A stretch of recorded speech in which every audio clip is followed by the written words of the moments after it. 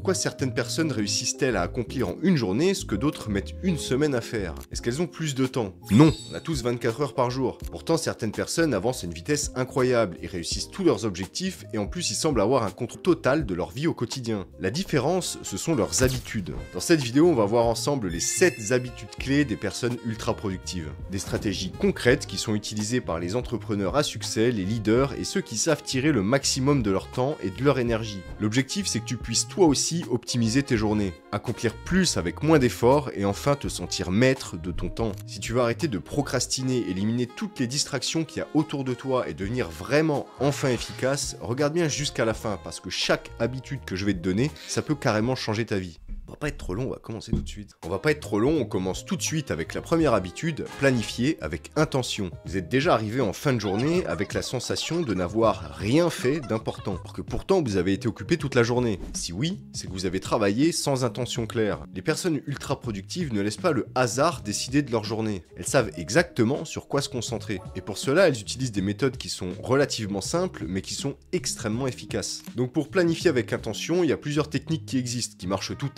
indépendamment mais qui sont toutes compatibles entre elles. La méthode du MIT. Le MIT, c'est le Most Important Task, autrement dit la tâche la plus importante. Avant de commencer ta journée, tu vas identifier 1 à 3 tâches qui sont cruciales et qui auront le plus d'impact. Pas 15, pas 10, juste celles qui comptent vraiment. Et la technique, c'est si tu fais toutes ces tâches dans ta journée, tu peux la considérer comme réussie. Sinon, tout le reste, c'est du secondaire, du bonus. La règle des 90-90-1. C'est pas un mot de passe que je viens de te dire, c'est une règle dans laquelle il faut que pendant 90 jours, tu consacres les 90 premières minutes de ta journée, une seule tâche prioritaire. Pourquoi ça marche? Parce qu'au réveil, ton cerveau il est au top de sa forme. Tu es plus concentré, plus créatif, plus efficace. C'est le moment idéal en fait pour travailler sur tes projets les plus importants. Si tu laisses tes mails, les réseaux sociaux ou des réunions qui sont carrément inutiles prendre cette précieuse énergie du matin, laisse-moi te dire que c'est du temps perdu. Utiliser des checklists et un agenda pour structurer sa journée. Ça peut paraître basique, mais avoir une to-do list bien faite ou un agenda qui est très clair, ça fait toute la différence. L'idée c'est pas d'avoir 50 tâches à faire, mais de préparer ça la veille en sachant qui est prioritaire, à quel moment vous allez le faire et combien de temps vous allez y consacrer. Parce que quand tout est prévu, il y a moins d'hésitation, moins de perte de temps et surtout moins de procrastination.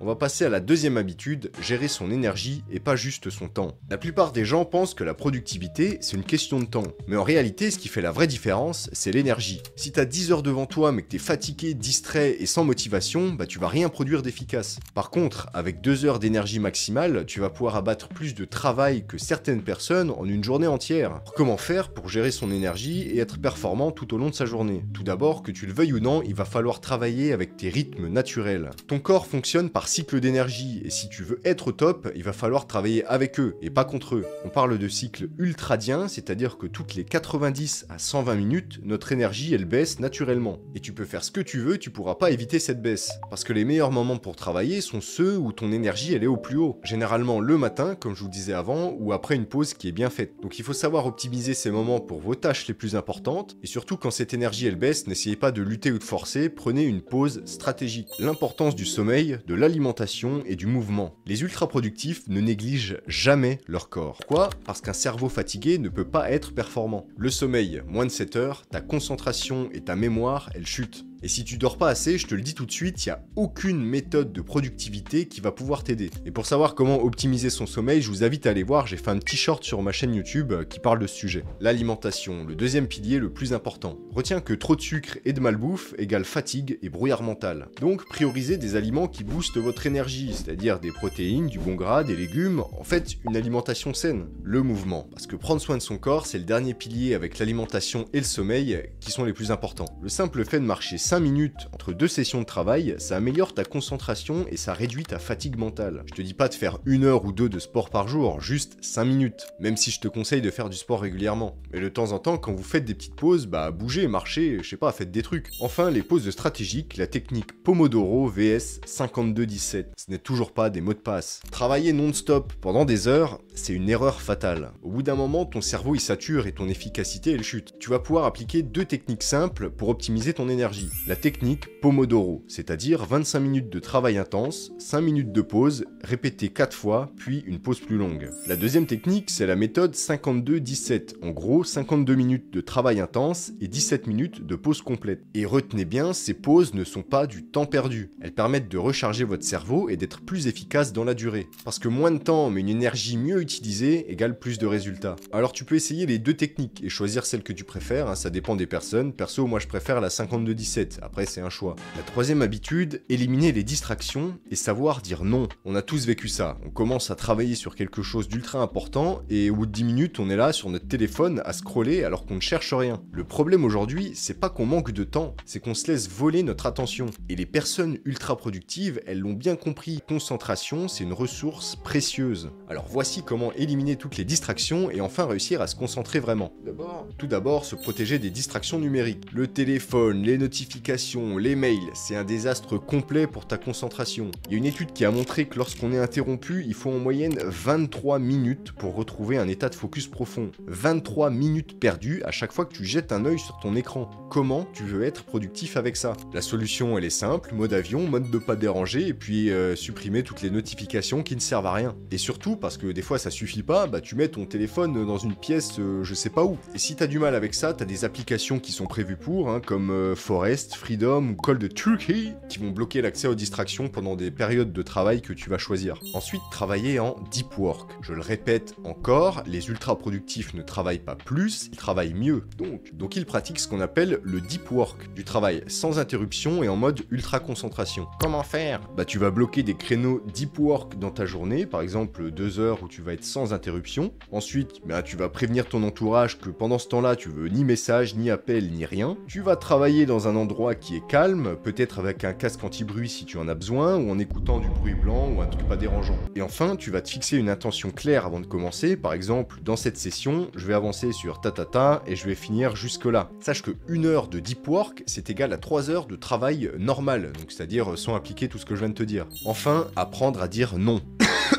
Le plus grand piège, c'est les distractions humaines, les appels qui servent à rien, les emails qui finissent jamais, des collègues ou des amis qui veulent juste sortir 5 minutes. Bref, si tu dis oui à tout, tu perds un temps monstrueux. Il faut protéger ton temps comme une ressource extrêmement rare et précieuse. Il faut pas avoir peur de dire non. Chaque oui que tu donnes à une distraction, c'est un non que tu donnes à tes vraies priorités. La quatrième habitude, c'est d'automatiser et de déléguer au maximum. Beaucoup de gens pensent que pour être très productif, il faut tout faire soi-même. Erreur. Au lieu de gaspiller ton temps sur des tâches qui sont sans valeur, essaye de les déléguer ou alors de les automatiser. L'objectif, c'est pas de travailler plus, mais de travailler intelligemment. Alors on va voir comment on peut faire. Premier, déléguer ce qui ne vaut pas ton temps. Tu vas te demander, est-ce que cette tâche a besoin d'être faite par moi? Si la réponse c'est non, alors tu délègues. Les entrepreneurs, les leaders, ils font pas tout eux-mêmes. Ils se concentrent sur 20% des tâches qui produisent 80% des résultats, et c'est la loi Pareto. Alors on a plein d'exemples de tâches que tu peux déléguer. Les petites tâches chronophages, genre gestion d'email ou comptabilité, tout ce qui peut être fait aussi bien, voire mieux par quelqu'un d'autre, parce que des fois il faut savoir être objectif avec soi-même, puis les tâches répétitives qui ne demandent aucune réflexion stratégique. Si t'es entrepreneur, tu peux penser à externaliser, des freelances, des assistants virtuels, des IA. Votre temps vaut plus cher que quelques dizaines ou centaines d'euros économisés. Ensuite, automatiser tout ce qui peut l'être. Si vous faites une tâche plusieurs fois par semaine, il y a sûrement un moyen de l'automatiser. Et il y a énormément d'outils qui sont faits pour ça. Tu as Calendly, je sais pas si ça se prononce comme ça, mais en tout cas c'est un truc génial pour fixer des rendez-vous. T'as Notion, Trello, Todoist, encore une fois, je sais pas si ça se prononce comme ça tous, mais ça c'est pour organiser et gérer tes tâches. Et vous pouvez en trouver des dizaines et des dizaines d'applications comme ça. Parce que chaque minute économisée chaque jour, c'est des heures entières gagnées sur une année. Enfin, éliminer ce qui ne sert à rien. Parfois le meilleur moyen pour être plus productif, c'est pas de déléguer ou d'externaliser la tâche, c'est de la supprimer. Donc avant tu vas te demander, est-ce que cette tâche est vraiment nécessaire? Si oui, tu la gardes, sinon tu la supprimes. Pas très compliqué. Par exemple, des réunions inutiles, tu les supprimes ou alors transformes ça en mail. Des tâches qui ne produisent aucun résultat concret, ça dégage. Du travail que vous faites par habitude et sans vraie raison, ça dégage aussi. Ne confondez pas être productif et être occupé. La cinquième habitude, ça va être de prendre des décisions rapides et surtout d'éviter la paralysie par l'analyse. Est-ce que tu as déjà passé des heures, voire des jours, à hésiter sur une décision, à peser le pour et le contre, encore et encore, pour au final ne rien faire?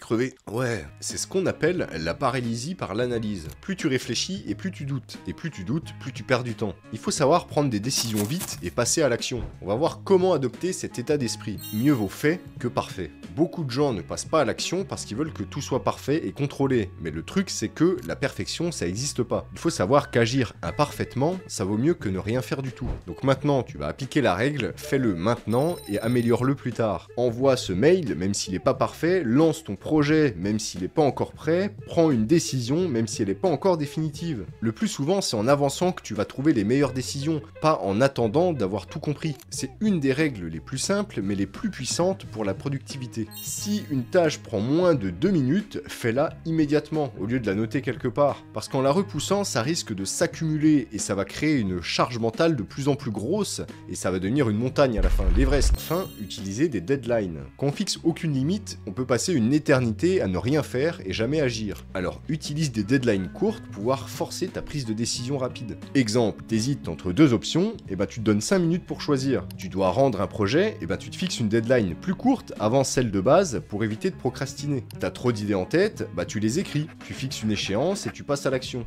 Une petite astuce bien sympathique, c'est d'utiliser un minuteur. Tu vas donner un temps précis et au bout de ce temps, tu dois prendre ta décision. Ça va te permettre d'avancer beaucoup plus vite. La prochaine habitude, c'est de cultiver une discipline et surtout une routine solide. On entend souvent « Ouais, je manque de motivation ». Mais la motivation, les ultra-productifs le savent, c'est juste temporaire. Ce qui fait la vraie différence, c'est la discipline et les routines bien établies. En gros, si tu comptes sur ta motivation pour avancer, tu seras productif certains jours, mais d'autres non. Alors que si tu comptes sur une bonne routine, tu vas avancer tous les jours, quoi qu'il arrive.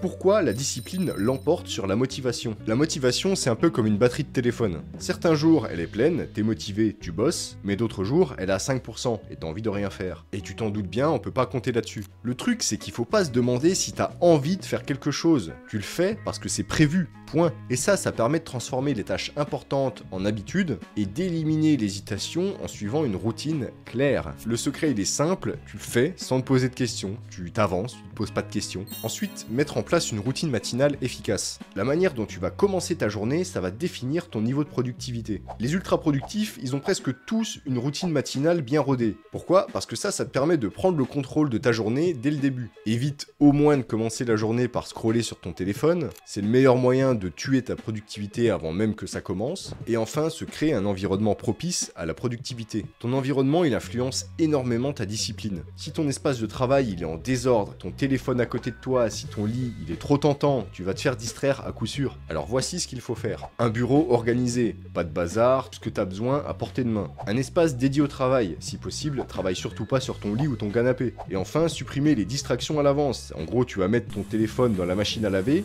et tu utilises des bloqueurs de sites si nécessaire. Une petite astuce, c'est que tu fasses en sorte que ton action productive, elle soit la plus facile possible. Je m'explique. Tu veux lire le matin, pose un livre sur ta table de nuit. Tu veux aller courir, prépare tes chaussures la veille. Tu veux éviter le téléphone, laisse-le dans une autre pièce. C'est pas compliqué. La dernière habitude, ça va être de réfléchir et de s'améliorer en continu. Les ultra productifs, ils se contentent pas de travailler dur, ils prennent aussi du recul. Si tu prends jamais le temps d'analyser ce qui fonctionne et ce qui fonctionne pas, en fait tu vas répéter la même chose à chaque fois et faire les mêmes erreurs encore et encore. Pour améliorer ça, tu peux faire des revues hebdomadaires et mensuelles. Il te faut un rituel. Tu peux prendre par exemple chaque semaine 10 à 15 minutes pour faire un point. Qu'est-ce que j'ai bien fait cette semaine? Qu'est-ce que j'aurais pu mieux gérer? Quels sont mes objectifs pour la semaine pro? L'idée, c'est pas de se juger, mais d'ajuster et de s'améliorer en continu. Une astuce sympa, ça va être de noter tous tes résultats dans un carnet ou une application comme Notion, et tu vas voir qu'au bout d'un mois, il y a déjà des patterns qui commencent à se répéter, et ça va te permettre de corriger ce qui bloque. Ensuite, adopter une mentalité d'apprentissage continu. Les personnes ultra productives, elles sont tout le temps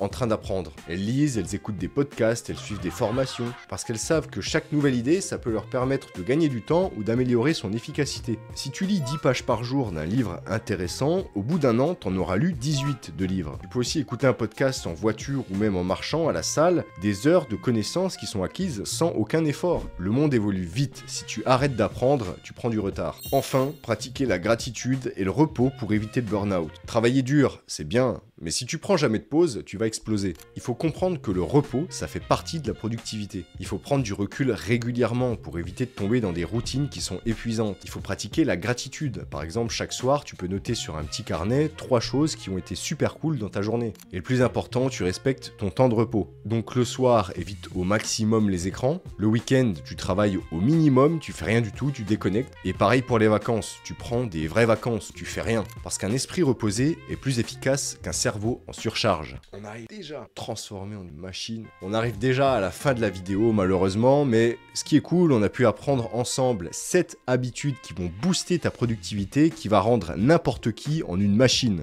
Mais ne cherchez pas à tout changer d'un coup non plus. Prenez une habitude, vous l'appliquez dès aujourd'hui et après vous voyez l'impact. Si ça marche, t'ajoutes les autres habitudes petit à petit et à la fin, tu vas vraiment voir la différence. Dites-moi en commentaire laquelle vous allez utiliser en premier ou alors si vous en utilisez déjà, dites-moi si ça marche pour vous. Si cette vidéo vous a aidé, que vous l'avez aimé, n'hésitez pas à liker, mettre un commentaire, vous abonner. Puis moi, ça m'aide énormément et ça me fait vachement plaisir. Merci encore d'avoir regardé jusqu'au bout et moi je vous dis à une prochaine vidéo.